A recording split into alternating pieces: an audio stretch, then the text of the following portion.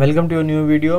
इस वीडियो के अंदर हम रिकर्जन के बारे में स्टडी करेंगे। रिकर्जन होती क्या है और रिकर्जन की कम्प्लेक्सिटी, फिर उसकी इक्वेशन बनाएंगे एंड देन हम उसको सॉल्व करेंगे। ठीक है, इसकी क्योंकि एसिम्प्टोटिक नोटेशन बनाने के बाद या इक्वेशन बनाने के बाद उसको सॉल्व भी करना होता है। तो पहले हम ये देख लेते हैं रिकर्जन होती क्या है। ठीक है, रिकर्जन ये होती है कि एक चीज़ का रीअकर करना, मतलब एक फंक्शन है। सपोज यहाँ पे एक फंक्शन है हमारे पास, ये फंक्शन है। अगर ये फंक्शन दोबारा अपने फंक्शन को कॉल करी जा रहा है ना, अपने फंक्शन के अंदर, ये इसके पैरेंथेसिस हैं यहाँ पे, देखिए दोबारा कॉल करिए अपने फंक्शन को, फिर दोबारा कॉल करिए अपने फंक्शन को, तो वो अपने फंक्शन को कॉल बैक दे रहा है। तो कॉल बैक करने को कहते हैं अपने रिकर्जन, यानी कि जो अपने इटसेल्फ अपने आप को कॉल करे उसको हम रिकर्जन कहते हैं। ठीक है, तो सपोज के इसमें भी होगी एग्जाम्पल्स। वैसे हमारे पास जैसे हमारे पास एक फैक्टोरियल का फंक्शन है। फैक्टोरियल में हमारे पास अगर हम एक फंक्शन बनाते हैं, जैसे ये बना हुआ है आइटरेटिव फंक्शन, फैक्टोरियल फंक्शन, इसके अंदर दो केस होते हैं रिकर्जन के अंदर ना। एक होता है बेस केस और एक होता है हमारे पास दूसरा केस रिकर्सिव केस। जैसे कि एक फंक्शन है हमारे पास जो सिंपल, इसमें पहले हम बनाएंगे एक बेस केस, फिर एक बनाएंगे हम लोग रिकर्सिव। यानी रिकर्सिव होता है जिसमें कॉल जाती है, और बेस बेसिकली वो होता है कि जब ये चीज़ आपने एंड करनी है, मतलब कॉल करना आपने एंड करना है उसको, तो वहाँ पे आप बेस केस बनाते हो। और तब आप रिकर्सिव वो बनाते हो आप जहाँ पे आपने इस सारे को बार बार कॉल बैक देनी हो। ठीक है, तो पहले इसका आइटरेटिव फंक्शन देख लो। आइटरेटिव फंक्शन वो होता है कि जो नॉर्मल फंक्शन होता है ना किसी भी फंक्शन का, लाइक एक आपने फैक्टोरियल फाइंड करना है किसी का, आप उसको n नंबर देते हो। वो क्या करता है कि फैक्टोरियल को n नंबर तक फॉर लूप चलाता है और देन फैक्टोरियल के नंबरों को एक एक करके मल्टीप्लाई करते रहता है और देन रिटर्न करता है। ये इसका नॉर्मल आइटरेटिव फंक्शन है, यानी कि जो आइटरेट से होता है, फॉर लूप से होता है। पहले 1 आता है, फिर उसको 2 से मल्टीप्लाई करता है, फिर सेव करा देता है 3 में, फिर 4 में, फिर 5 में, ऐसे सेव कराता है। लेकिन अब रिकर्सिव क्या करता है, रिकर्सिव उसको कॉल बैक देता है। मतलब कि आपने 5 था ना, अब उसने मल्टीप्लाई करना है फैक्टोरियल 4 को, मतलब वो एक नंबर माइनस करेगा और देन इसको भेजेगा अपने फंक्शन के अंदर। ये देखो फैक्टोरियल का जो fn है, जब फंक्शन हम उसको देंगे वो n को मल्टीप्लाई करेगा फैक्टोरियल के n-1 से और देन उसको सेव करता जाएगा। जैसे यहाँ पे हमारे पास आएगा ये रहा रिकर्सिव का फंक्शन फैक्टोरियल का। हमने हमारे पास एक n रिसीव हुआ, उस n के अंदर हमने फैक्टोरियल फाइंड करना है, तो ये हमारे पास आ गया उसका बेस केस। बेस केस क्या करता है कि अब इस n ने जब 1 पे आ जाए ये n, तब इस चीज़ को ब्रेक कर दो आप। सपोज ये ब्रेक स्टेटमेंट है हमारी कि ये इसका बेस है कि इस बेस पे आके ख़त्म हो जाएगी, ये फंक्शन खत्म हो जाएगा। लेकिन जब तक ये चीज़ नहीं मिलेगी उसको, यानी कि n 1 पे नहीं आएगा, तब तक वो n-1 करता रहेगा और उसको कॉल बैक करता रहेगा। यानी कि n पहले सपोज करो 5 है हमारे पास, तो यहाँ पे जब n-1 हुआ तो फिर आ गया 4।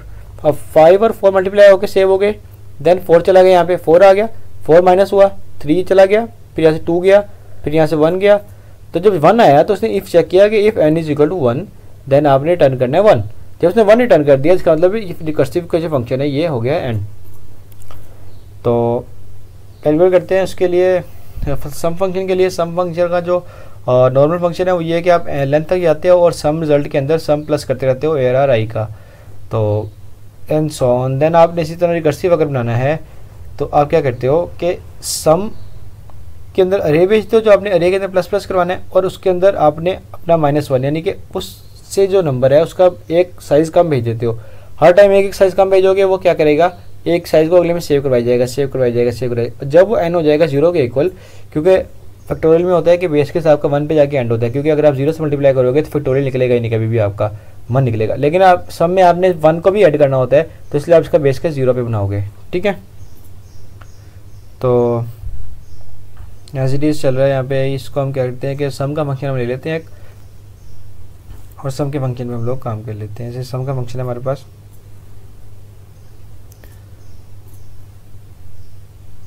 ये देखें।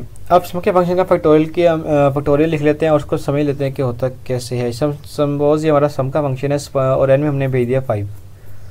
ठीक है, इसको हम सिर्फ फंक्शन के लिए देख लेते हैं, रे के लिए बाद में देखेंगे इसको। ठीक है, रे भी एज इट इज सेम काम ही करते हैं वैसे तो। ठीक है, ओके हो गया। तो हमारे पास n है 5। अब होता क्या है कि बेसिकली n, क्योंकि पहले ही कंडीशन चेक होगी हमारे पास कि अगर 1 है तो तोड़ दो, अगर नहीं है तो फिर उसको ब्रेक ना करो, जाने दो आगे, तो एल्स के पार्ट चलेगा। अब वो क्या करे कि अगर तो नहीं है तो n में प्लस कर दो रिकर्जन और n-1। जब ये कॉल होता है ना, एक फंक्शन की कॉपी बनती है। ये रेक्स सम का फंक्शन है, RS रेक्स सम का फंक्शन है, इसमें गया था 5 पहले। अब जो दोबारा ये फंक्शन कॉल होगा ना तो एक और कॉपी बनेगी और उसके अंदर जाएगा 4 प्लस, यहाँ जाएगा 4, यहाँ जाएगा क्योंकि प्लस हो रहा है बीच में, और ये रेक्सम का एक और फंक्शन आ गया, ये फिर प्लस इसकी कॉपीज़ बनती जाएंगी as it is, plus copies बनती जाएंगी, यहाँ जाएगा 3, यहाँ जाएगा 2 और यहाँ पे आ जाएगा 1 सॉरी, क्योंकि हमारे पास 1 पे आके जब वो चेक होगी इफ़ की कंडीशन, ये वाली इफ़ की कंडीशन चेक होगी जब 1 पे आकर, तो कह देगा भाई अब ब्रेक कर दो, जब ये कह देगा रिटर्न कर दो इसको, देन वो ये इसमें प्लस होगा 3 3 3 6 6 4 10 और 10 15, ये एंड हो गया में 15 रिटर्न कर देगा, फिर वापस रिवर्स कॉल होता है, ठीक है, रिवर्स ऐड होते जाता है, ऐड होते जाता है, ऐड होते जाता है, तो ये होता है हमारे पास इसका फंक्शन कैसे काम करता है, ठीक है। तो अब हम इसकी बना लेते हैं हम लोग वो कॉम्प्लेक्सिटी के लिए, तो ये आ गया हमारे पास सम के लिए, सम ऑफ n नंबर्स। इसमें क्या होता है कि हमारे पास एक 0 होता है क्योंकि हमारा बेस केस है, 0 पे कर लो, n पे कर लो, 1 पे कर लो, तो सेम बात है सम के लिए। तो और देन आपने करना होता है, ये इसका बेस स्टेप आ गया, रिकर्सिव स्टेप होता है 0 से बड़ा, तो सम -1 करता जाएगा और प्लस लास्ट एलिमेंट करता जाएगा। लास्ट एलिमेंट यहाँ पे हम लिख देंगे, सपोज करो n लिख दिया हमने, तो वो एज इट इज़ चलता रहेगा, एज इट इज़ चलता रहेगा, ठीक है। तो ये ऐसे है, आगे फिबोनाची भी सेम है और ये पैलिंड्रोम भी सेम, बस अब रिवर्स कॉल करेगा। अगर आपको एक फंक्शन समझ आ गया देन आपको कोई भी अगला फंक्शन इजीली कर सकेंगे। अब उसकी बना लेते हैं आइजेंटोटिक इक्वेशन बना लेते हैं उसकी ना हम लोग। होता ये है कि हमें नहीं पता कि एक फंक्शन ने कितनी दफ़ा रिवर्स कॉल करनी है। फर्ज करो हमने एक एरे का सम निकाला है, एक एरे के अंदर कुछ एलिमेंट है और हमें नहीं पता कि वो कितनी दफ़ा उसका जो आइटरेशन है वो चलेगी। देन हम क्या करते हैं कि पहली लाइन जो सी है वो चलेगी तो एक दफ़ा, जिसके हम उसके कम्प्लेक्सिटी की तरफ जा रहे हैं अगर, तो ये पहली लाइन है इस फंक्शन की कम्प्लेक्सिटी रेक्स सम की, उसमें पहली लाइन जो n = 0 है कंपेयर करेगी एक दफ़ा और उसकी फ्रीक्वेंसी होगी 1 और इसमें एक ऑपरेशन कॉल हो रहा है, यानी कि n कंपेयर हो रहा है 0 से, तो इसका C1 आ गया, ठीक है। और रिटर्न की इक्वेशन भी एक दफ़ा चलेगी, या तो ये एक दफ़ा चलेगी या चलेगी नहीं, क्योंकि या 0 होगा या इसका 1 होगा, तो इसके लिए यहाँ 0 भी लगाया हुआ है और 1 भी लगाया हुआ है, ताकि अगर हम काउंट कर भी लें एक को तो डजंट मैटर। तो रिटर्न का फंक्शन कॉल करेगा, रिटर्न भी एक दफ़ा चलता है, लेकिन उसमें कितने ऑपरेशन कॉल हो रहे हैं ये हमें नहीं पता एग्जैक्टली, क्योंकि वो रीअकर कर रहे हैं ना, बार बार रिकॉल कर रहे हैं बार बार, तो उसके लिए हम फॉर द टाइम हम क्वेश्चन मार्क लगा देते हैं कि इसको हम सॉल्व कर लेंगे बाद में।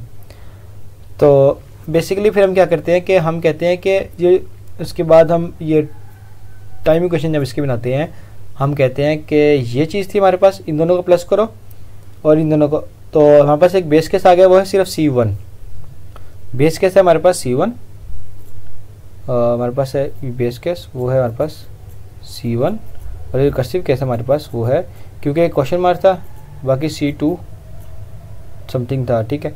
तो हम ये कहते हैं कि इस क्वेश्चन मार्क की जगह हम लोग लिख लेते हैं वापस अपने रिकर्सिव की कॉल लिख लेते हैं, रेक्सम था ना हमारे पास TR और यहाँ पे चला जाएगा सम -1 और उसके बाद कोई कांस्टेंट है तो उसके हमने C लिख लिया, तो हमारे पास ओवरऑल जो बन जाएगा वो बन जाएगा T × n, ये आ गया, ये बेस केस की जगह आ गया C1 या C2 कुछ भी कह लो, और देन आ गया T × n-1 प्लस C, ये n की जगह हमने सम की जगह लिख लिया हमने, ठीक है। तो ये देखो ये चीज़ थी हमारे पास, हमने क्या किया क्वेश्चन मार्क की जगह हमने कहा कि यार वो क्योंकि रिवर्स कॉल कर रहा है तो उसी फंक्शन के अंदर कॉल कर रहा है, तो हमने वो लिख लिया, देन हमने C लिख लिया, तो ये आ गई इसकी। इस C21 आप इग्नोर कर दें क्योंकि बेस केस के लिए 21 की जगह आप C1 लिख लें या C2 लिख लें, कुछ भी लिख लें तो आपका हेडेक नहीं है, लेकिन वो बस सिंपल सी बात है, आपने सिर्फ एक कांस्टेंट को नाम देना है। उसके बाद आ गया आपने इसका इसका रेक सम का बना लिया, रिकर्जन का जो रिवर्स कॉल कर रहा है उसका फंक्शन बना लिया, इसका इस लाइन का रेक सम का एज इट इज़ इसकी कम्प्लेक्सिटी में कोई रोल नहीं है, ये सिर्फ समझाने के लिए है कि ये टाइम इक्वेशन हम लोग जो कैलकुलेट कर रहे हैं ये रिकर्जन की है और वो फंक्शन का नाम है रेक्सम, ठीक है। लेकिन एज इट इज़ इसका रिकर्जन के अंदर कोई रोल नहीं है, मतलब हम एज ए टी, जैसे हम लास्ट टाइम या लास्ट लेक्चर में टी कैलकुलेट करते आ रहे हैं, टी × n करते आ रहे हैं, तो वो सेम वही काम होगा यहाँ पे भी, ठीक है। तो 0 से जो बड़ा होगा उसके लिए हमने ये वाली इक्वेशन बना ली है, और जो 0 से छोटा होगा लाइक जो बेस केस होगा उसके लिए हमारे पास ये है C21। तो हमारे पास जो रिकर्सिव इसकी इक्वेशन बनती है आइजेंटोटिक वो ये बनती है। अब हम इसको सॉल्व करेंगे ताकि हम इसकी बेस कम्प्लेक्सिटी की तरफ चले जाएंगे कि हमें रिजल्ट मिल जाए कम्प्लेक्सिटी का। तो उसके लिए चलते हैं हम लोग, लास्ट पे हमारे पास है ये फंक्शन था हमारे पास जिसमें हमारे पास रेक्सम था, ARR थी, n था और एक बेस केस था हमारे पास, ये बेस केस आ गया, एक रिकर्सिव केस था हमारे पास, ये रिकर्सिव केस आ गया। अब आपने क्या किया कि उसकी आपने लास्ट स्लाइड के अंदर जैसे आपने उसकी रिकर्जन की इक्वेशन बनाई, ये आपकी रिकर्जन की इक्वेशन आ गई, ये चीज़ बेस केस है और ये चीज़ रिकर्सिव केस है। आपने क्या किया कि जो C1 है और जो C है बेसिकली दोनों कॉन्स्टेंट नंबर है। तो अब इसको सॉल्व करते हैं हम लोग। जब हमने इसको सॉल्व किया तो उसमें होता ये है बेसिकली कि आप इसमें वैल्यू पुट करते हो। सपोज कि आपके पास ये चीज़ है ना, अगर इसको हम ऐसे कर लेते हैं कि क्या चीज़ थी हमारे पास, C1 है और n-1 और प्लस C है, ठीक है। T इंटू मैं सिर्फ T इंटू एन लिख रहा हूँ, उसको नहीं लिख रहा ट्रैक्सम को, ठीक है। C1 आ गया और T into n-1 plus C आ गया, ठीक है। तो अब आपने ये देखना है रिकर्सिव की जो आपने कम्प्लेक्सिटी निकाल ली है, आपका ये डोमिनेंट पार्ट है वो ये है और आपका कंसर्न भी इससे है, वो आपकी सिर्फ कम्प्लेक्सिटी है। आपने क्या करना है कि T इस पार्ट को ले लेना आपने, T into n-1 plus C, ये आपका TC है, सपोज T इंटू n है। अब आपने T इंटू n को n के अंदर पुट करना है, मतलब ये आपका जो T इंटू n है ये आपने n के अंदर पुट करना है। तो आपका बन जाएगा ये T into n-1 plus 2C, क्योंकि C भी दो दफ़ा ऐड हुआ है ना, तो ये आपका ऐड हो गया, ठीक है। तो इसका बन जाएगा T into n-2 plus 2C। और सपोज अगर आप फिर इसको आपने आपकी मर्ज़ी अपनी कि आप इसको दो दफ़ा चेक कर लें, आप दो दफ़ा भी कर सकते हैं इसको। अगर आप इसमें दोबारा इस चीज़ को ऐड करें, दोबारा n के अंदर ऐड करें इस चीज़ को Tn को, तो आपका बन जाएगा T इंटू n-3 और प्लस 3C। तो आपको ये अज्यूम हुआ कि जब हम वैल्यू पुट कर रहे हैं अपनी n-1 के अंदर जितनी पुट करें तो एक दफ़ा इंक्रीज़ कर रहा है, तो जो लास्ट वैल्यू होगी अगर हम n टाइम भी उसको पुट करें वैल्यूज़ तो वो बनेगी T इंटू n-k और प्लस KC, ठीक है। जब ये वैल्यू बनेगी हमारे पास तो हम इसको अज्यूम करते हैं कि हम n-k को इक्वल कर लेते हैं 0 के और k को हम इक्वल कर लेते हैं n के, ठीक है। क्योंकि हमारे लास्ट में ना, क्योंकि हमने पहले हमने पुट किया वैल्यू, पहली बार पुट किया 2 आया, फिर दोबारा पुट किया तो 3 आया, दोबारा पुट करते 4 आता, तो एक एक करके पुट कर रहे हैं। तो हमने सोचा कि हम लास्ट वाला पुट करेंगे, तो सपोज कि हम लास्ट वाला k है हमारे पास, तो हमने वो पुट किया तो वो आ गया हमारे पास ये। तो अगर n लास्ट वाला k है और हमारे पास n भी लास्ट है, क्योंकि n हमारा साइज होता है ना किसी भी चीज़ का, क्योंकि n भी हमारे पास साइज होता है और जो k है हमारे पास वो लास्ट है, दोनों सेम चीज़ें हैं। तो आपने क्या कहा कि n-k इक्वल टू 0 होगा, तो k को आपने ज्यूम कर लिया क्योंकि n है, तो आप इसके अंदर पुट कर दें। अगर हम k की जगह n पुट करें तो आ जाएगा T इंटू n, k की जगह n पुट किया माइनस n और प्लस NC, ठीक है। ये 0 हो गया, ये क्योंकि T इंटू 0 हो गया यहाँ पे, प्लस NC आ गया आपके पास, n आ गया यहाँ पे और NC आ गया, और अब रह गया आपके पास सिर्फ n और C क्योंकि ख़त्म हो गया। और क्योंकि ये कांस्टेंट है आप इसको इग्नोर कर सकते हो, तो आपका जो बिग ओ बचता है वो बचता है ओनली n। आपको यहाँ से दिखाता हूँ मैं, देखो ये क्वेश्चन थी ना आपके पास रेक्सम n-1 प्लस C, आपने इसके अंदर एक बार ऐड किया है तो आपका बन गया ये चीज़, देखो n-2 बन गया और प्लस CC आ गया, तो आगे बन गया n-2 प्लस 2C।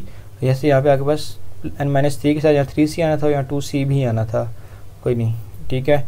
और उसने तो 3 के लिए किया, देखें उसने 3 के लिए किया तो यहाँ पे लिखा है उसने 3C। देन उसने क्या किया कि आपके जो एंड प्रोसेस है आपका उसको कंटिन्यू करते जाओ, लास्ट पे जब आप पहुँचोगे तो k वैल्यू आपके पास, तो आप k को आप पुट करो तो आपका बन जाएगा n-k प्लस KC।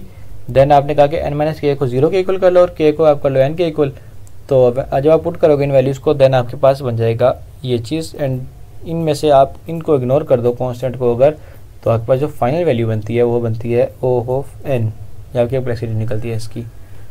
तो अगर इसके रिलेटेड क्यूरी हो तो आप कमेंट्स में पूछ सकते हैं। Thank you.